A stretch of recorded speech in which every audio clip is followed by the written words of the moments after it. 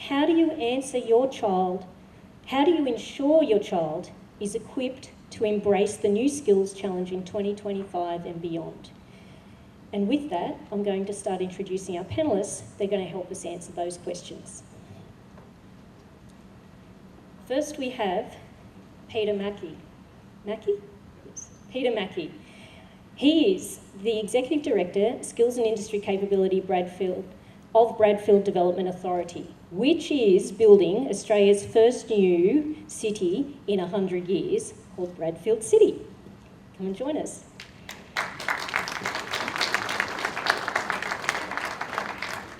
Our second panellist is Nathan McIntosh. He is the General Manager of Airfield and Ramp Operations, Western Sydney Airport, which is being built to service 10 million passengers per year and will be planned to open in 2026. Yes. Okay, our third panellist is going to be Kate Dodds, and she's a business impact strategist and founder of Intent Strategy, which works with global leaders in tech, engineering, finance, fintech, legal and professional services and not-for-profit sectors. Welcome, Kate. Fourth is Jo Tapley. Jo is the Senior Manager for Early Years Education at Ambrose Early Learning and oversees 7 early learning services. Eleanor Harrison is the Senior Workforce Development and Industry Participation Advisor at Gamuda. Have we all heard of Metro? That's Gamuda. So we'll hear more about that. Okay, and our last panellist is Dr. Valentine Mercuria, and she's the Campus Dean at Blacktown of Australian Catholic University.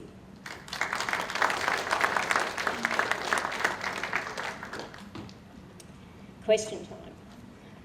I think one of the biggest, and I hinted at this earlier, was to learn more about what Bradfield City. So I think we will start with that firstly. So Peter, people may not know much about Bradfield. So can we start with some background on Bradfield and the vision for that city? Sure, thanks, Lee. Well, as you said, it's Australia's first city in 100 years, which is pretty amazing. So everyone knows that Western Sydney International Airport is going to be open next year, as Nathan will tell you about shortly. And so Bradfield is one metro stop after the Western Sydney International Airport, which is pretty amazing. So it's Bradfield City Centre itself is about 120 hectares. So if you think of, you've been to Barangaroo, it's about 5 times the size of Barangaroo. It's been designed as an amazing livable city in a beautiful location where you'll be able to walk pretty much everywhere. And you've got a fantastic metro right on the doorstep. In its first instance, there'll be 10,000 dwellings. There'll be, hotels and restaurants and cafes and so on. But the city is being designed as a centre for advanced industries, and for that reason, our first building was opened by the Premier just last week, and it's the Advanced Manufacturing Readiness Facility, or the AMRF for short. And that is a facility where we've bought all the latest and greatest in advanced technologies equipment, and we've employed around 20 engineers who are specialists in different types of advanced manufacturing, and they'll work with manufacturers here in Western Sydney to be able to learn how to adapt some of those new technologies and create the kind of well-paid, high-skilled jobs that people living here in Western Sydney won't have to travel right across Sydney to get. They'll be here right on their doorstep. Yeah, good, great. Just to note, if you don't know and you want to see what this thing looks like, or this place, Google it, because there's a report that you guys have done in terms of all the architectural design of what it's going to look like, and it's pretty amazing. It's a beautiful building, yeah. For parents here tonight, though, that have school-age children leaving, what kind of jobs can they expect to see in the future in Bradfield and the Aerotropolis? Yeah, so think of industries that are wanting to be co-located near an international airport. So think freight and logistics, so Amazon, those sorts of jobs.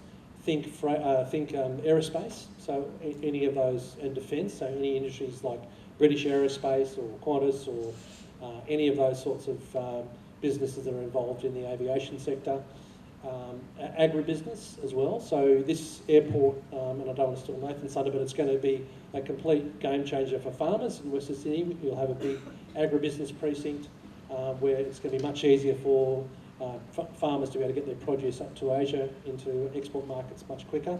But all of it is, I guess, around advanced manufacturing. Yeah. And what advanced manufacturing means is essentially manufacturing with new technology. So think robotics, automation, composite manufacturing, all of those sort of new ways of building things, which is completely changing and requires a whole new level of skill. So, whether you're studying to be a welder now, you're probably going to be using a robot, if not when you start working, but soon afterwards. So, and this brings us back to highlight that literacy, Yeah, that technological exactly. literacy, Yeah. as a big key thing.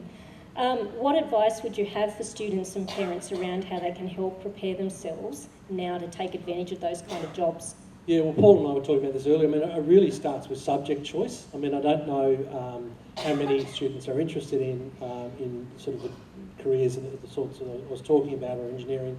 But, you need to be thinking about your STEM subjects, so science, technology, engineering and maths.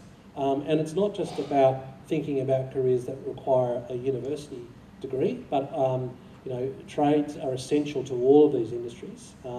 And even operator levels. It's great to see TAFE here tonight. And I know Kath West, is already setting people up for success in those sorts of areas. Talk to their school counsellors. The New South Wales government's got a fantastic website, Careers New South Wales. If you'd like to learn a bit more about Bradfield, come and talk to us. We're running school tours. We've just opened last week, but we'll be running school tours. You can come out and meet with the engineers, meet with the technicians, have a look at the equipment, and understand what sort of businesses will be working with us. So, in context to this new city that's coming out, and the newly constructed airport in Western Sydney,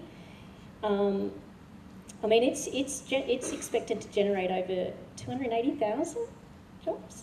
20? Eventually, around about 200,000 jobs. It's Yeah. for, yeah. Yeah.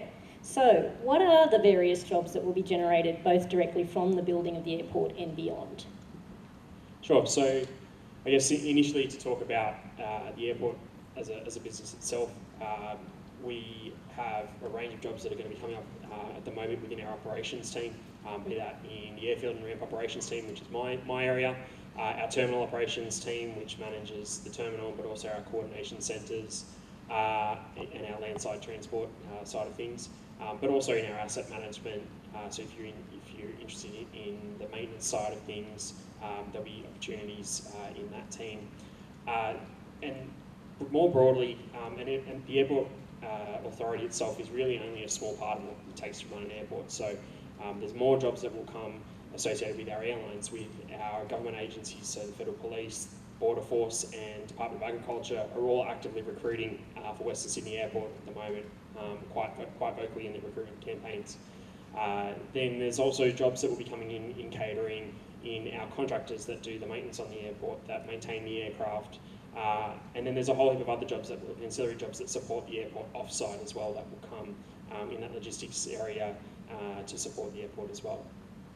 So for young people to prepare themselves for those jobs, they're the kind of channels that they should go to, such as the police force, the TAFE for catering and hospitality. Is there other avenues as well that they should consider?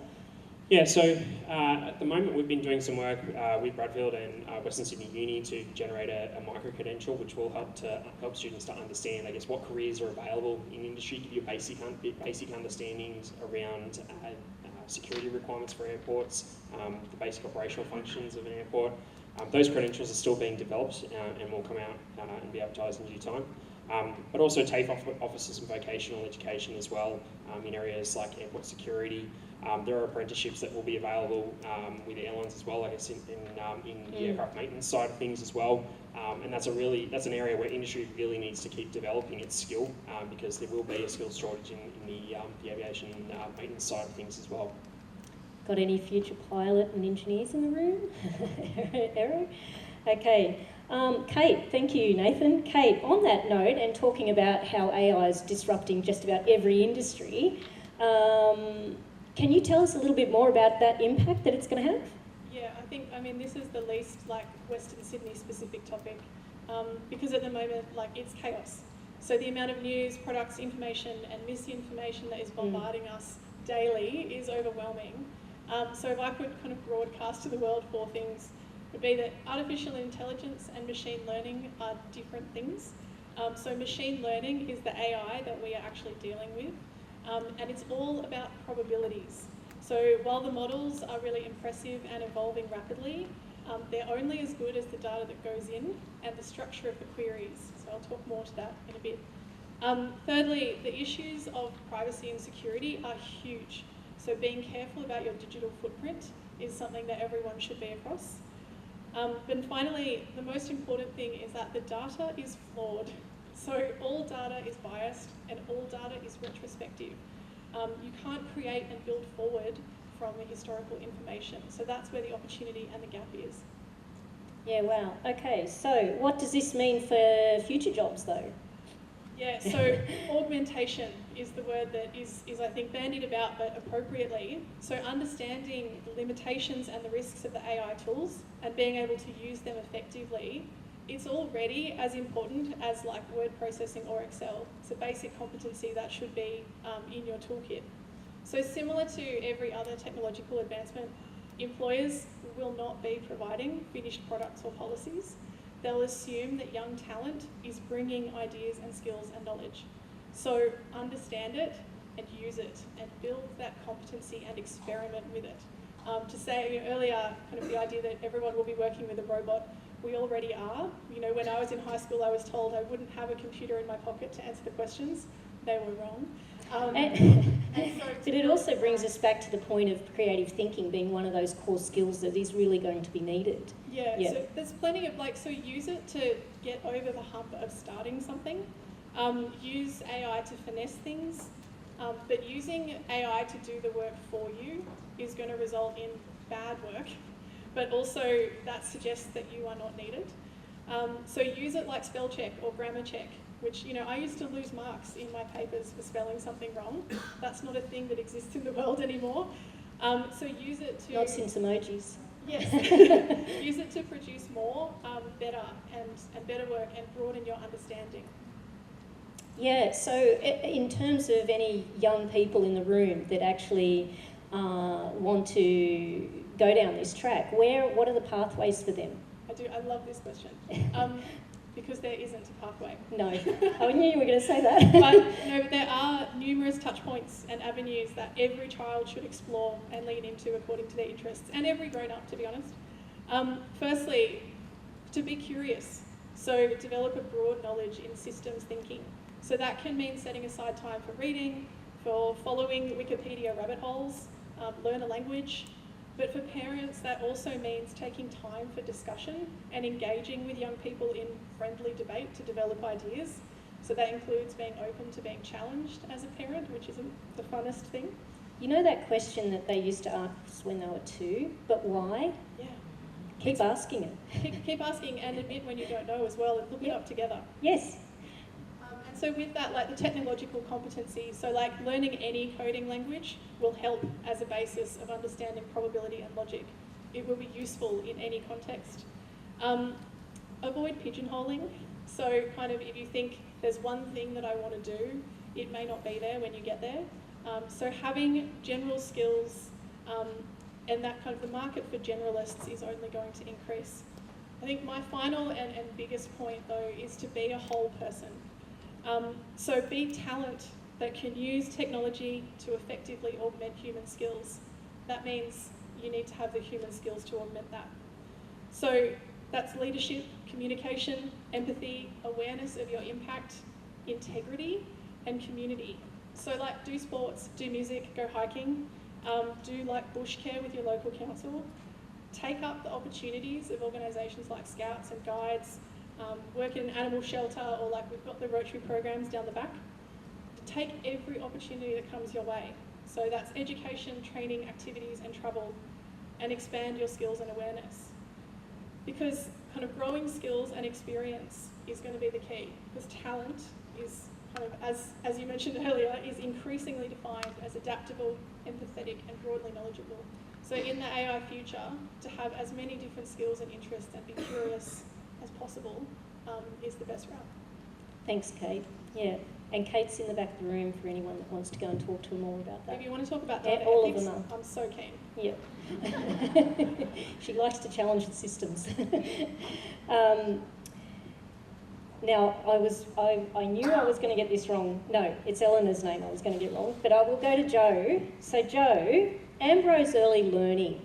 Early learning centres have been in the news a little bit recently, and it obviously is, one of the reasons is the high demand of the staff and quality staff, and so why is the care economy of early childhood education growing?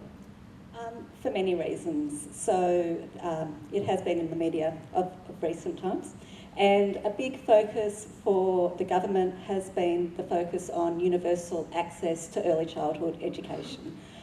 That's sort of been a buzzword that's been going on for the last couple of years, and what that means is the government is supporting families' participation to get back to work, to do all these wonderful works that are happening at the airport and everywhere else as well. So we need quality early learning experiences for our children to experience while their parents are at work. So as well, there's a lot of neuroscience that has been done recently supporting the value of quality early learning experiences for children, because that shapes the trajectory for their future. So what they are learning and experiencing in quality early learning environments at a young age supports them where you are today as well.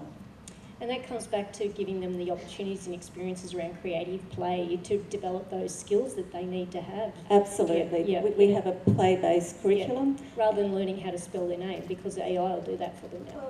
Correct, that's right. And it happens, it's more fun when it's through play. Play-based. Rather than rote learning, it's play-based learning. Totally, yeah. So how can young people that are interested in this field in terms of being part of the quality care, learning how to get into play-based early centres, what is the pathways for them? So there are a number of different pathways. So there's, we work with Cath West and we have many school-based trainees in our services, which is a wonderful pathway because students are able to experience the practical experience by working with us, and they go through year 11 and 12, and they're supported to get a qualification at the end of that. We also have work experience opportunities, volunteer work. I encourage students who are interested in working with children to follow the paths. There are other areas of interest, whether it be netball, whether it be coaching netball, whether it be soccer, to follow that path as well. And if it's not early childhood that they're interested in, perhaps the older years, we do have before and after school cares that they can work and do some volunteer work at as well. So what does it mean for the future jobs? Because we just talked about how there's going to be this big demand of skills shortage, and yet some parents, and I must admit me included, left the workforce to bring my own children up because I didn't want to put them under the care of somebody else until they were back in school age. What's the future? So there is a high demand for early childhood teachers, whether it be university qualified, TAFE qualified, Certificate 3 qualified, working with Cath West, as well as other opportunities. And we also work with allied health professionals in the sector because we're supporting children so they have access to learning experiences. So with speech therapists, occupational therapists, I was talking to someone earlier and they were interested in both cooking and early childhood. It's a very inclusive learning. It is. Yeah. It is. We have cooks as well. Yep. Wow. Yeah. Yeah. And it does. It makes it even a better, greater, more social experience in the early learning centre than it would at home with just mum maybe. Absolutely. that social aspect is key, yeah. And that's what we're seeing as well, because it just supports those self-help skills. There's going to be greater demand for your centres. Definitely. All right. Eleanor Harrison from Gamuda. Now, I mentioned earlier that I don't want to steal your thunder, but Metro is your token job, isn't it? Like you just put us all, you bring us all together, really, aren't you? You're the Aotearoa. That's correct. Right. Okay, so I have some questions for you, and the first one is, how has civil construction grown and what are the major projects in Sydney? Yeah, well, I think that really just looking across the Sydney landscape, that really sums it up. Everywhere you look, there's construction in progress. So I do work for Gamuda and I am working on the Sydney Metro Western Tunnelling package.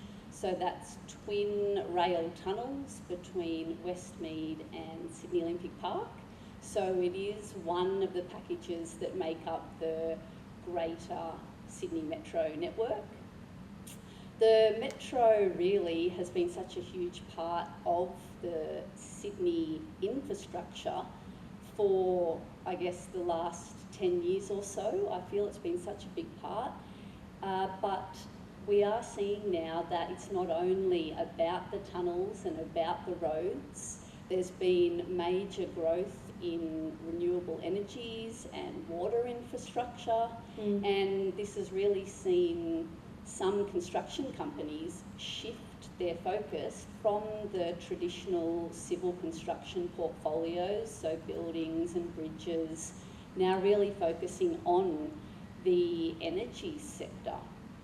So we know that climate change and sustainability practices have really played a big role, and they've had such a big influence in driving these industry changes that we're seeing now. For my team and I, it is really exciting being in the training and development space because we get to design innovative upskilling programs and we get to create meaningful learning pathways to help support these new industry demands. So I think it's really about building transferable skill sets within the workforce. That's going to be key now to being able to have our workforce give them relevant knowledge and then give them the longevity that they need to succeed and have a fulfilling career in what construction has become today. And so how can young people who are interested in this field prepare themselves for those jobs? Yeah, I think, first of all, just your basics, like ask questions, show that you're interested and show that you're engaged. Take any opportunity that you get to learn something new. Be proactive and eager to participate in things that really might push you out of your comfort zone. We actually had a Cath West student complete work experience at Gamuda last year. Now, I know work experience is unpaid, however, that type of experience is invaluable. He was provided with the boots on the ground, day-to-day experience of what construction's like and exposed to that throughout his work placement. And he was really able to then flourish and really put his best foot forward. So much so that his hard work was recognised from our site supervisors. And when it came time for him to apply for the school-based apprenticeship program, which is it's a permanent position, it's for 2 years, it's paid. It was an easy decision for Gamuda to accept him into the formal program. So now he's part of the 2025 SBAC cohort.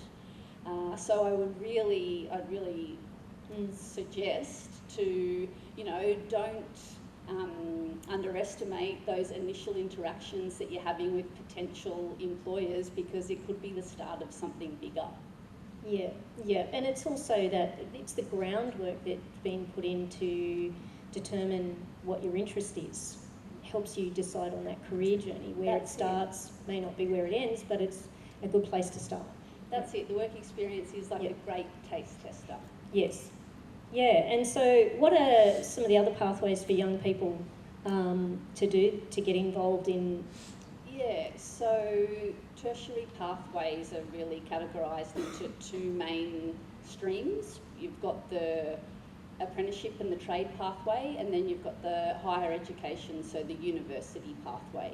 So the Gamuda SBAT program, which is the school-based apprenticeship and traineeship program, that's in direct partnership with West, and that sees our students come to Gamuda and they work 1 day per week on site with us to get that experience, permanent position, and they also undertake an apprenticeship, which is 1 training day per week, and then they are continuing their schooling for the remainder of the week.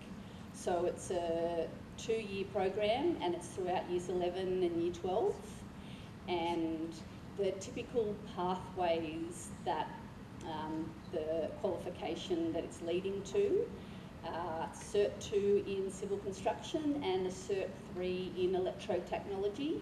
They're the typical qualifications. However, there are opportunities for office roles, office-based qualifications, if they're the kinds of requests that we are getting. And how long have you been running that program with West? Oh, I think we've had the partnership with West probably since the inception of the job. So yeah, we really took off in around 2022, 2023. So, I mean, the school engagement is just something that we want to keep fostering because it just gives, I guess there's so many opportunities that it brings, and we really just want to give the students and our youth more informed decisions of when they're making these career choices, and being there to support them. Now, I'm going to make these two fellows down this end a little uncomfortable now. I'm going to ask you the same question. In regards to their programs that they're running, are you aware of whether there's going to be any opportunities for students to accredit some of their year 11 and 12 into some of the companies that are working with you, rather than just be Gamuda? Do you know of any opportunities? So I was just thinking, and it's one thing I forgot to mention before. So not necessarily to accredit year 11 and 12 into it. However, for the last few years, we have been running a traineeship program since about 2022. So I think we've taken on 11 trainees now. We've got another 4 that we've taken on this year.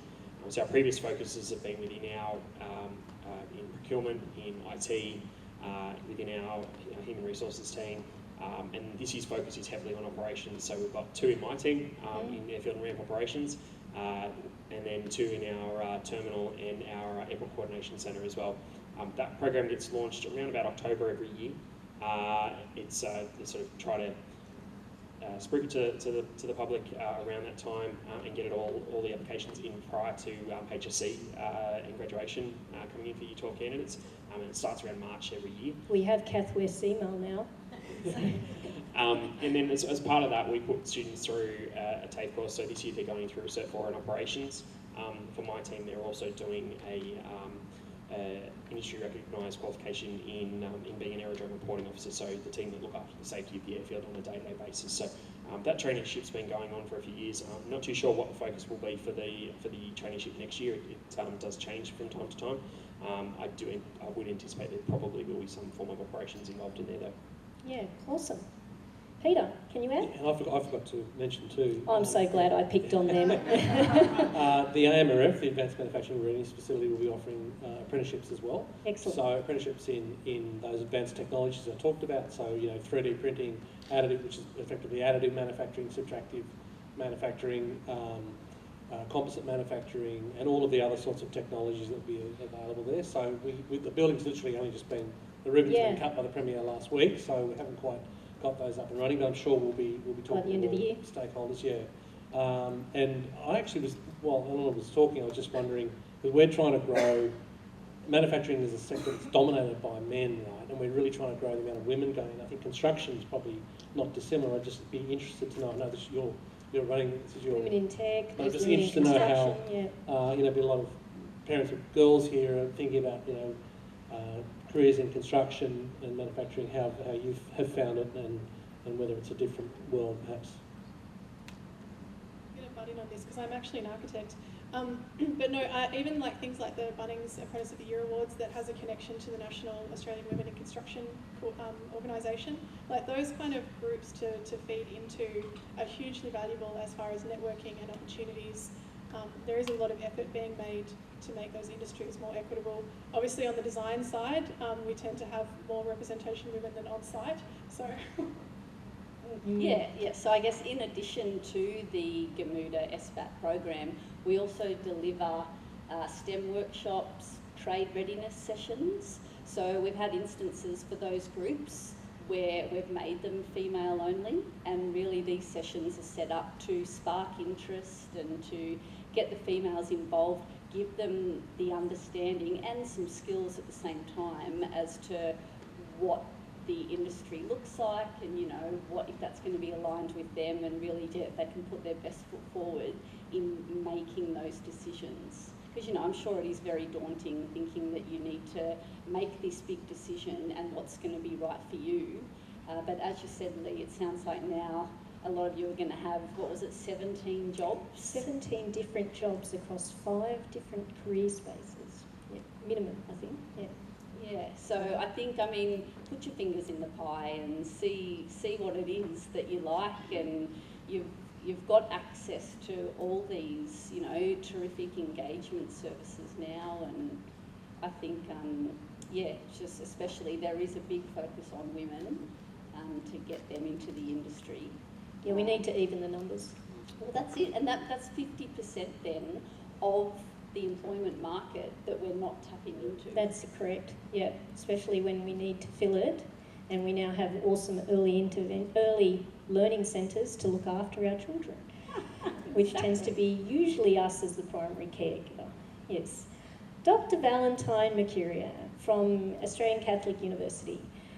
How is ACU, because it's a university traditional degree space, but how is ACU meeting the needs of industry through higher education? Thanks for the question, Lee. I think the space of universities is one that bears some need for more reflection in terms of just that contribution, because it does come in with a new value proposition in many ways with industry. But the question itself reminds me of something that I think, Kate, I might have to take you out for a coffee to ask you to equip me with all the AI information and everything. Because when Lee was talking about the number of jobs that will become obsolete, there are quite a number of them, but then the opportunity for the new ones really begs the question of, the role of the human intervention with that. And the reason I say that is because not too long ago, my son, I think it was more supposed to be a threat, so where he threatened that within a very short time in the near future, which is not too far away, that there will be a robot that does all the jobs of a parent. And I think that must have been because that just come from yelling about cleaning up rooms and everything else. So I was threatened that I would become obsolete as a parent, and that's why I need you to help me build my case. But what I did not tell him was that my life flashed before my eyes, because all I could think of was a robot that does the cooking, the cleaning, the clearing away while I sit somewhere in the Bahamas. So it's still my plan, and so hopefully the robot can come in and take over my job, and then I can go do that, but I'll try to look very remorseful at it.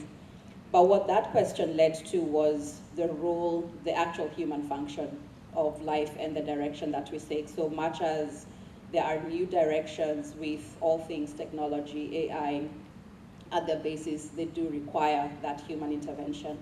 And so with the Australian Catholic University, we're a very mission-driven, human-centric institution where the person is at the center of everything that we do, everything that we teach, and every way that we learn. And for that reason, even our curriculum is designed around community engagement as a core piece of what our students experience. So while we do give them the training in the professions, it's a requirement that they will do some community engagement. And I've experienced that in my business. We've had some, as well as a foundation that I sit on, that they came and did some experience with us, and yeah, it's an exceptional program. Yeah, and I think that's also just driven by the fact that we educate both the mind and the heart. And so with that requirement, even with the core curriculum, is being able to refocus on the human as a center of everything that we attempt to do, pre-post robots and everything AI. And so through our programs, we offer quite a number of, through health sciences, education and arts. Exercise sports is quite big now with the Blacktown campus and many other programs that we offer will have this human-centric approach, and a lot of that is also then founded on just creating that capacity for critical thinking and the capacity to adapt to new situations. And I think because of that centrality of the human person is recognizing each person's contribution to this shared future that we're all trying to create, whether it's in different industries or just in general. And so with our programs, again, we're designed to get to the core of this. And an advantage of studying at ACU, I'll let you get more information from our team, Tabitha and Emma at the back, once everything is said and done. But we also offer the opportunity for you to study with us close enough to home, which is here in Blacktown. But as a university that has a national geographic reach, you also have the opportunity to study in any of our 3 Sydney campuses, or in Brisbane, or Melbourne, or Ballarat, or Canberra, if you're so inclined, if you want to get a little bit away from home. So parents, don't, I did not just say that. But we also have the Rome campus. So again, our study abroad programs are also designed to expose students to much more than just local or national geographic parameters. So with our study abroad programs, they have the opportunity not only to study in Rome, but we also have some programs that we have, like with our nursing program under the new Colombo plan. They've run programs in the Philippines. We have in Solomon Islands with our exercise sports. So really the world is your oyster. And one of the things that we almost drill into students is that because of the dignity of the human person, which is core to our mission, we encourage everyone to really pursue what it is that they're passionate at. And so being able to be passionate at something and taking time to find out what that is becomes a central tenet of how then we build on our learning and teaching when it comes to that. So passion, experience, and then education. Yes. So what, other than through ATAR, which is the obvious pathway into university, how are young people coming and studying at ACU? Is there alternative ways? Thank you. So that would be the traditional pathways. We also have the non-traditional pathways, and I'd like to expand this question to the young people and those who are young at heart. Yes. I shall not ask about the chronological age sort of scenario, but that's the beauty of education and higher education, that you can pursue it at any point in your life, just insofar as you're inclined to it. So we have quite a number of foundation programs. So we have a number of them, the usual diplomas and graduate certificates. But then we also have programs that are designed as interventions, particularly if people have found themselves in circumstances that have not allowed them to pursue a higher education within the immediacy of living school or life circumstances. So again, with our foundation programs, we have programs like Clemente. They give you tasters into higher education, the higher education space. And then also once with the university, we provide a lot of support to students within their academic pursuits. So we make sure that we build them for success. So for ACU, no student is just a number. And so we make every effort to ensure that whatever your educational goals are and your outcomes, we walk with you on that journey to accomplish it and to achieve your educational goals in that sense.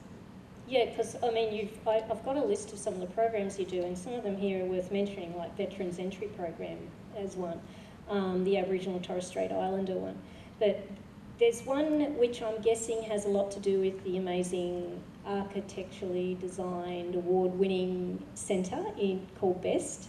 Yes, the Elite Athlete and Performer Program. Is that where that is? Yes, so that one's taught out of BEST.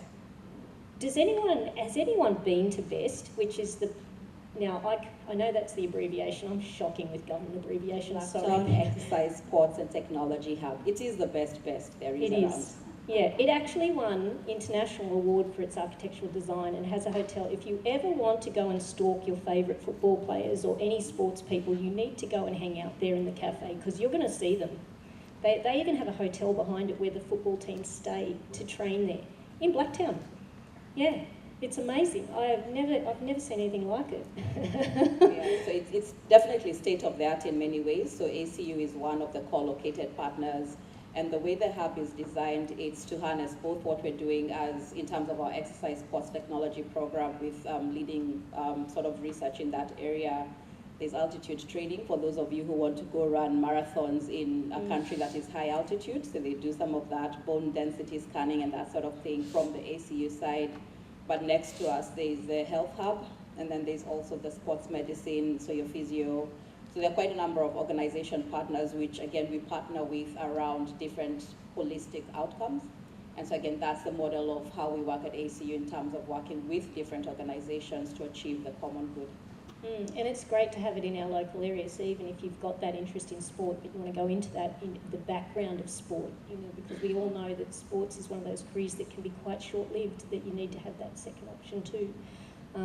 Yeah, it's a great space. Anyway, I didn't mean to segue, but I've been there, and I'm expecting Bradfield City to be just as exciting when I can't see that. I'd like to thank you all for accepting the invitation to come and talk to us all tonight. I'd like to think that the information you've been given tonight was valuable, probably a little bit overwhelming in some cases. I'm not sure if you took down all of the suggestions of where to go, who to talk to, but that's why we have them in the room too tonight, so you can go out to the back of the room, collect the information that's going to relate to your questions. And that key to connect with them, because they see it as a face-to-face event. Not often do you get the opportunity to meet this kind of calibre that's involved with these sorts of major programs that are happening in our area, and it is an opportunity for the young people of our community, as well as those young at heart, to get involved and secure more of a safer future and stay within local Western Sydney. With that, I'd like to introduce our principal back, because Paul Stenning, principal of Cath West, and his amazing staff, Judy and Monique, if she's around somewhere, Marie, that's it, Marie Montague, they have put this together. There's been hours that have been involved in this and collecting all the information and doing all the hard work. I just get to stand up here and ask the questions. So with nothing further to say, Paul, would you like to come up and close for us?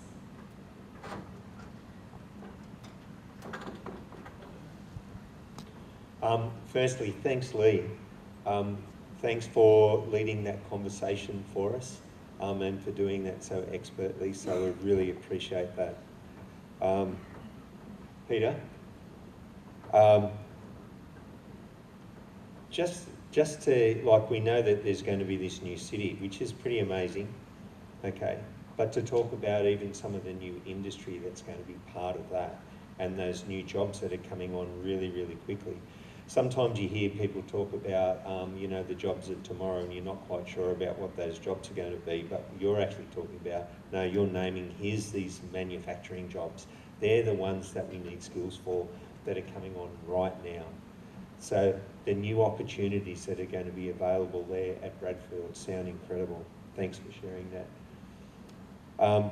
Nathan, to be part of that new airport, to think that we're going to have our airport in Western Sydney, but the amazing number of opportunities and jobs that are going to be there.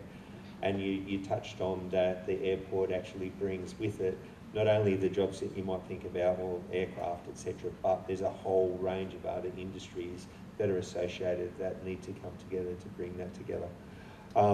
And I was just thinking, they often say Sydney, the Sydney airport is so cool because it's one of the closest airports to a CBD. I'm just thinking, how cool is it going to be? You're going to land at our new Western Sydney airport, and you're going to be one stop from Bradfield. So to bring those two things together sounds such an exciting place. Kate, when you talked about augmenting human skills with AI, but you made the point to say, so you've got to have some skills. That's a really nice way to think about it. And you talked about how we want to make sure that you're not just going down one path, but you're seeking out and the opportunity to gain lots of skills in lots of different areas. And yes, the technology is going to be there, but importantly, it's there as not a replacement, but to augment. But I just like the idea of yeah, let's not give up on really working hard in what we're doing, because we want to be developing those skills, and we're only going to be better with the technology that's coming. Joe, like what came out really clearly for me is you didn't once mention childcare, you talked about early learning and how important that is for our young people. Now, there was obvious benefits too about mums and dads and their participation in the workforce that comes with the security that they know that their little young people are being so well looked after in that play-based, focused curriculum that is such an important part, that early education. Eleanor, you really talked about transferable skills. I thought it was interesting when you talked about there are even businesses that are transferring their skills and might have started in one place in civil construction but are now reaching out to other areas. But that area around being able to transfer skills is probably a really important message for all of us. And Valentine, I'm just going to, I'm left with the term human-centric.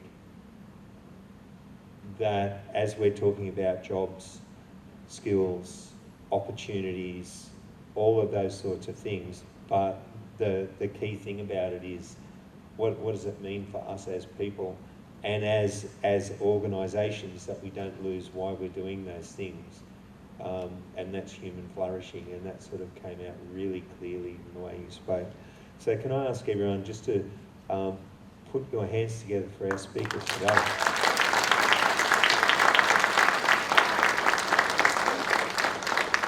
Can I just say really, really quickly, thanks so much to everyone who's exhibiting at the back, Ambrose Early Childhood Education and Care, Western Sydney Airport, ACU, Gamuda, JBRO, Macquarie Community College, BuzzWeb, Media, Bradfield Development Authority, Jim's Mowing, NextGen and TAFE. Can you put your hands together to our exhibitors?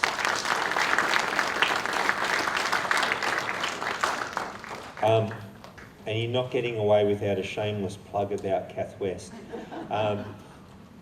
For instance, one of the things that's coming up for us during the holidays, we run programs during the holidays for anyone, okay? But we are going to have a bit of a focus for women in trade in the next, so as we come to the next holidays, just Google Cath West, because that was one thing that came across. We do need lots of skills in Western Sydney. That can't just be, we can't just be talking about 50% of the population. We need everyone involved. So we've got a special emphasis on women in trades coming up at the next school holiday break. But just Google Cath West, have a look on our website. But if you are looking for a school where you get to start your career while you're at school, that's why Cath West exists. We're shamelessly vocational education, okay, because we want you to have a head start on your career while you're at school. If you're interested in looking to see what that education might look like, we have open nights coming up in May. Have a look at our website again. Just there's places for expression of interest if you're interested in coming to see what School Done Differently looks like. Thanks, everyone. As we leave today, make sure you continue any conversations that you are having, and it was great to see you tonight. Thank you so much.